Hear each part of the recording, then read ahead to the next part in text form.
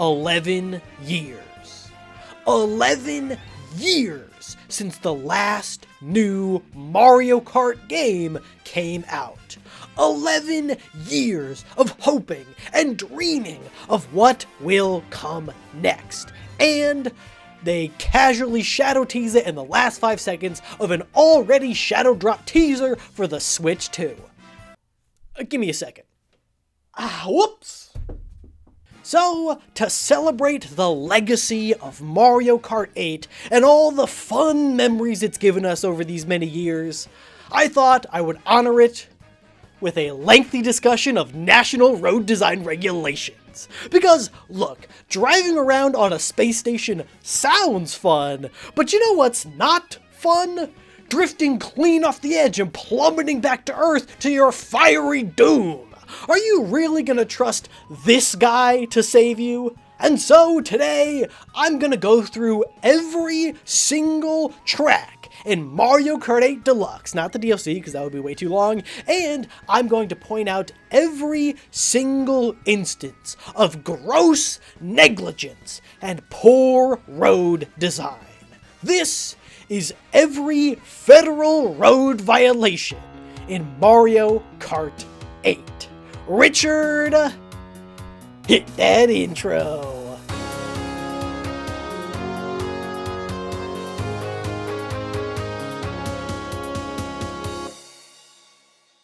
Now, you may be wondering why a man would go through all the trouble to find federal road regulations for a fictional video game about mushroom people, turtles, and Italians driving go-karts on the moon. Well, it's because this video topic was voted on by all my supporters on Patreon.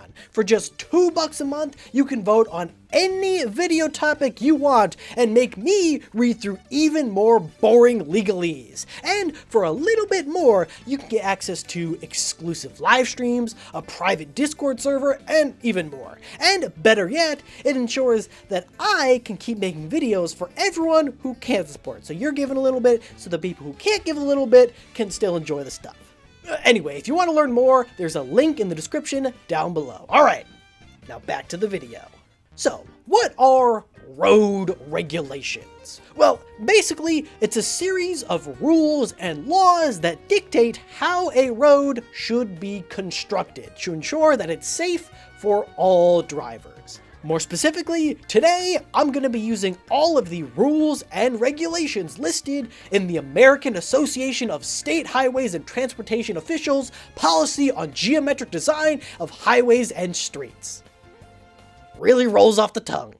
Contained within these 1,048 pages are every single rule and regulation that road designs must follow in order to be considered safe to drive on. So, thanks patrons for making me read all 1,048 pages of this incredibly boring book. Hell of a way to spend a Saturday. Now, admittedly, yes, it might not be entirely fair to hold these Mushroom Kingdom tracks accountable for upholding American regulations. So, to keep things fair, I thought I should probably find the Japanese regulations instead. As this is made by a Japanese company, it's probably the closest analog. But then I realized that reading 1,000 pages of English legal regulations was painful enough. Doing the same in a completely foreign language sounds like actual torture. So we're using the American ones. Don't judge me. Now, luckily, a lot of this book is dedicated to things like definitions and citations, and to be honest, most of it is just repeating the exact same information for slightly different road types 5 times in a row. A large portion of it also deals with signs and street markings, which I decided not to take into account, as those are more about creating a consistent road language for drivers, as opposed to any specific regulation. I'm not going to hold it against the Mushroom Kingdom if their road user service guidance signs are green instead of blue. I mean, I'll judge them a little bit. Green? So excluding all of that, I've managed to condense all these ideas into 9 specific regulations that each track must meet. I'll go through each regulation in detail and explain the workings and rationale behind it, as well as a few tracks that serve as a good example of it done well, and ones of it done poorly. Spoilers, there's a lot of those. I've made a spreadsheet where I went and marked off every regulation that each track violated so we can get a final score out of 9. Now, I'm not going to go through and mark off multiple instances of the same violation, right? I'm not going to look for every single time where Rainbow Road doesn't have a guardrail. These are Boolean functions. It passes or it doesn't. For that reason, while these regulations do exist to keep roads safe, it's important to note that a track's final score doesn't necessarily correlate to how safe a track is, more so how easy it would be to arrest the person who made it. So with all that out of the way, let's start with some of the more crunchy regulations. These first 3 categories have to do with road geometry. First, we have sight distance. When designing a road, you have to ensure that drivers can always see an adequate distance ahead of them in case they need to suddenly stop short for whatever reason. Now, this exact distance can vary depending on the road type and speed limit, ranging from anywhere from 80 to 1,000 feet. Now, I was originally planning on getting an exact measurement for every single track, categorizing what road type it was, and finding the required stopping distance for each one, assuming a 150cc speed limit of around 70 miles an hour, and seeing if any violated it. But then I started playing and realized that basically every single one has at least one instance of a sharp turn, followed by another sharp turn where you can't see what the heck is coming up. So I decided to go just more vibe-based. I know. Very scientific approach. Of the 48 tracks in the main game, there were only 8 where I found myself saying, hey, you know what? I can actually see where I'm going. Some of these were thanks to shallow turns and relatively level ground, like Animal Crossing. And then there were some like Cloud Top Cruise, which does have its fair share of sharp turns. It's just that those sharp turns are at a 90-degree angle right in front of your face. Hey, if it gets the job done. But that brings us into the second requirement, grade. Grade is a measure of how steep a road is. It's usually measured in percent, but is also a measure of slope, so it's weirdly hard to calculate, and you have to get into some kind of complex trigonometry to figure out the exact maximum angle that each road should be. But I'll try my best to simplify it for you. You shouldn't be able to trick off the road. Spoilers, this is an arcade racing game, so basically every single track violates this one, but some more than others. For example, Toad's Harbor is just way too steep of a road where cars are expected to travel at 70 plus miles an hour. Others, like Wildwood, are at a complete 90-degree angle and therefore have an undefinable grade. So I guess this one technically passes, actually? And then we get to the zero gravity tracks that have hills so steep that they literally take you upside down. But I hear you. Couldn't you make the argument that in a track where gravity is always acting exactly perpendicular to the road, regardless of your orientation, the grade technically remains constant throughout and is therefore in compliance with US federal road regulations? Well, according to the AASHTO PGDHS, no. Oh my god. Oh my god, I did it. The next regulation is width. In the US, each lane of a road is generally required to be anywhere from 9 to 12 feet wide, with an additional 8 feet for the shoulder, give or take depending on the type of road.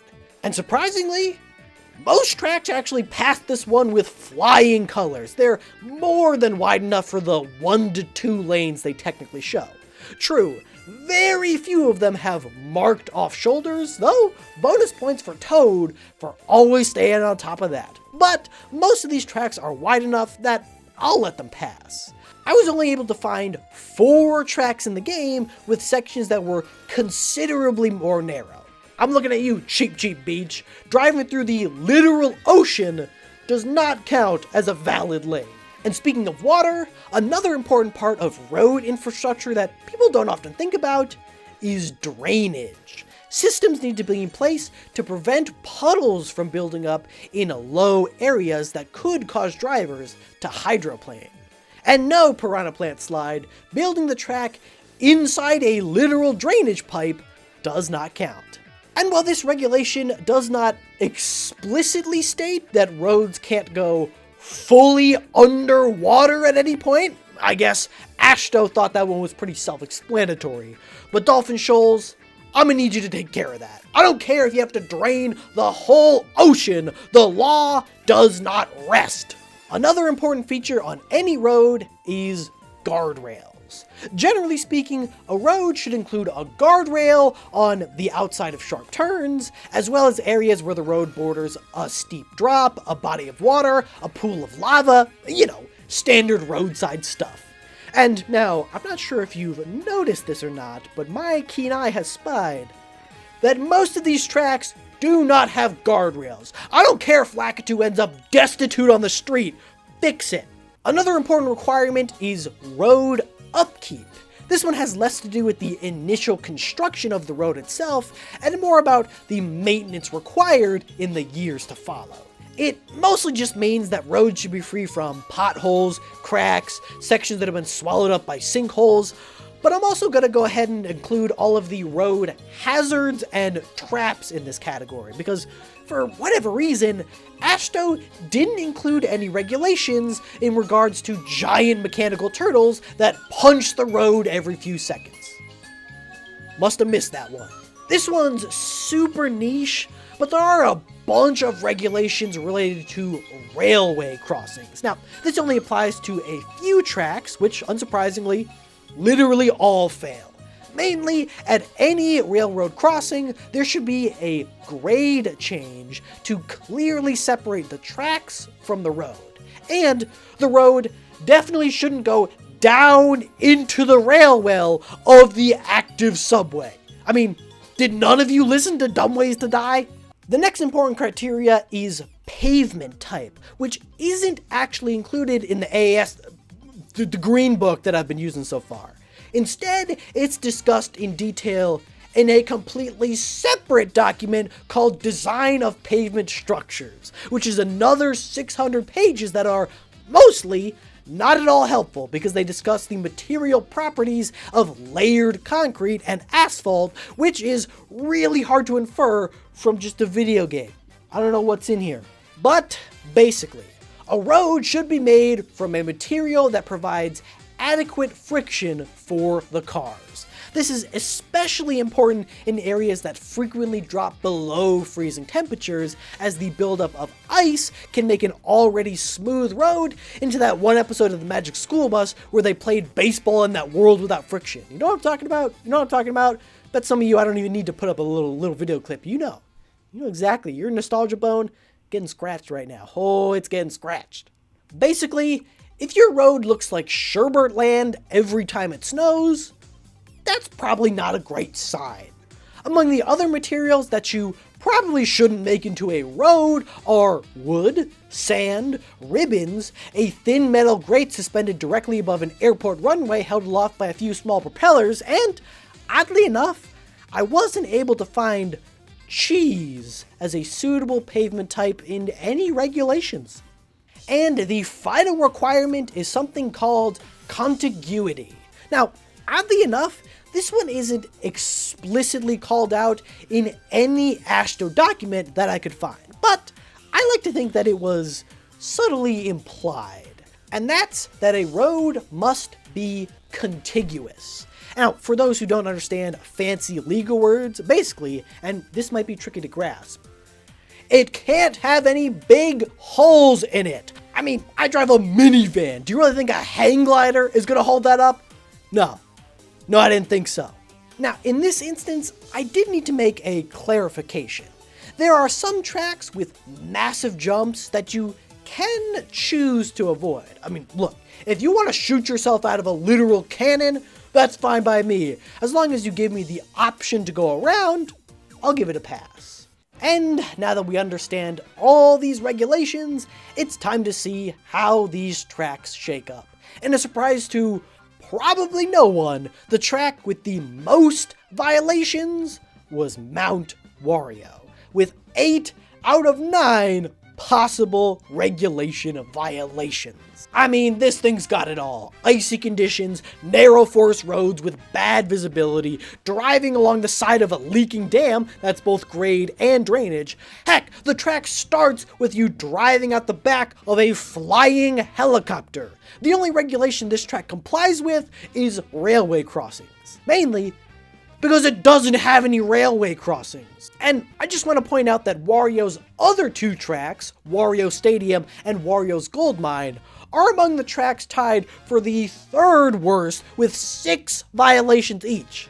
Stop letting this man build roads. For those curious, I've included a link to the full spreadsheet with every single violation I found in the description down below so you can see the full rankings. But let's take a look at some good examples, some paragons of road design that the whole Mushroom Kingdom could learn from. Wario, are you listening? Are you listening? Good road designs, okay? Stop putting fire on your jumps. Of the 48 tracks in the base game, only 2 made it out with 1 mere regulation, which in this game is about as good as it gets.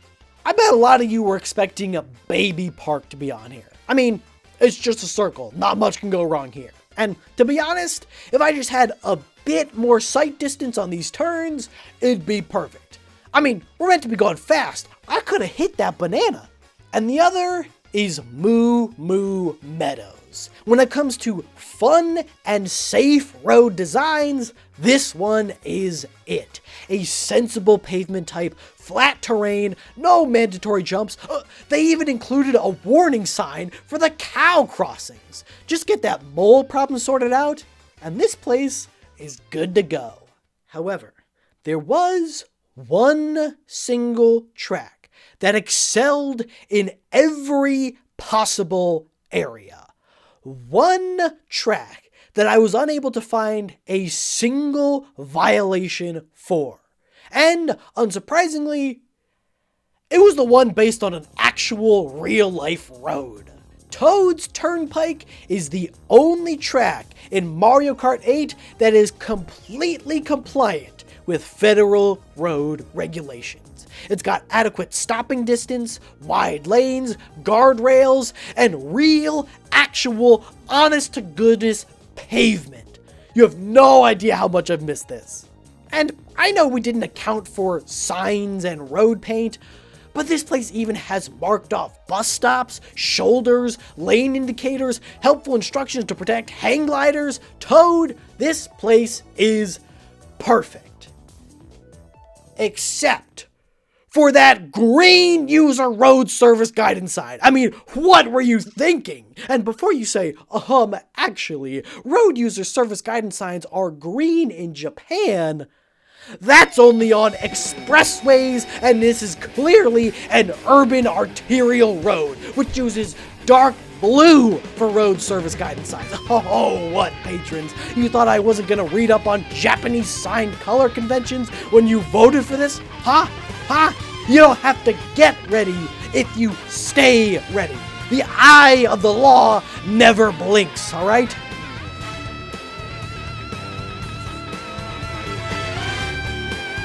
Oh, God. And a massive thank you to all my supporters on Patreon, including Alakazam, Aspa102, Big Dog Tie for to Win, Captain Kirby, Sidian, Sherry and Mark, The Boss Killer 94, Tricks of Crows, and someone who has named themselves, "Did you know that the character limit on the Patreon name is very high?" Well, it's high enough, in fact, that I could name myself M. Thanks, M.